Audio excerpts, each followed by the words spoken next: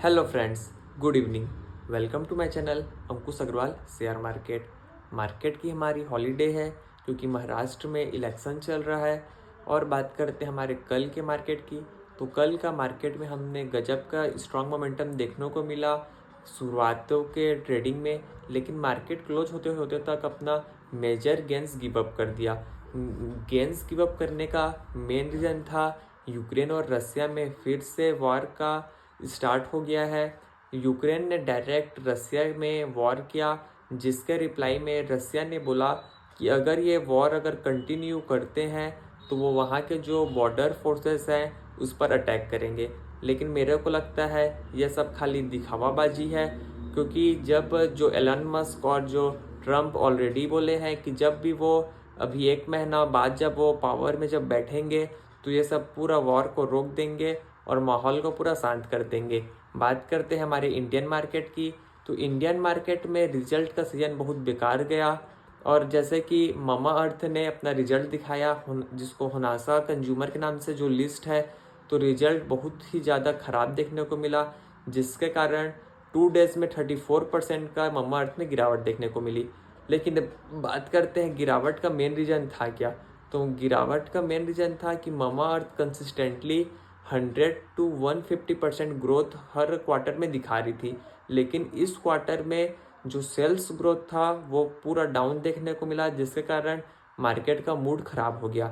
और बात करते हैं कि उसका अभी पीई क्या है, तो पीई अभी 120 मल्टीपल पे पीई चल रहा है, जो कि फॉर द मोमेंट बहुत ज़्यादा एक्सपेंसिव है।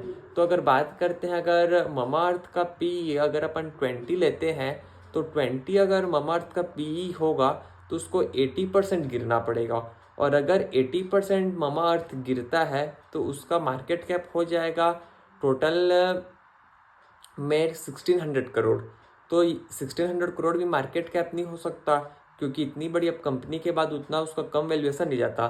तो पीई एक फ्रंट के बाद पीई भी उतना कॉन्ट्रास्ट नहीं होता है, तो 20% तो पीई नहीं हो सकता। लेकिन सोचने की बात यह है कि अगर कंपनी में सेल्स ग्रोथ नहीं होगा तो कंपनी आगे बढ़ेगी कैसी।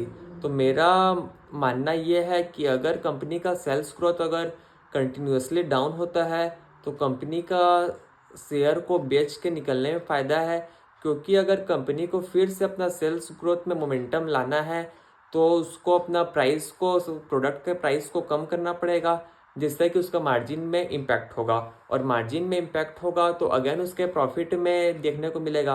तो फॉर द मोमेंट तो मेरे को लगता है कि कंपनी का स्ट्रक्चर पूरा चेंज हो गया है।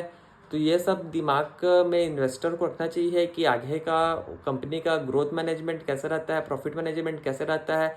तो इस पर इन्वेस्टर को विशेष ध्यान देने की ज़रूरत है। और बात करते हैं हमारे कल के मार्केट की, तो कल का मार्केट में भी महाराष्ट्र का इलेक्शन का रिजल्ट जो आने का एंटिसिपेट रहेगा 1-2 दिन जो बाद, उसका भी मार्केट को देखने को मिलेगा। लेकिन ये सब और ट्रिगर पर कल डिस्कस करेंगे।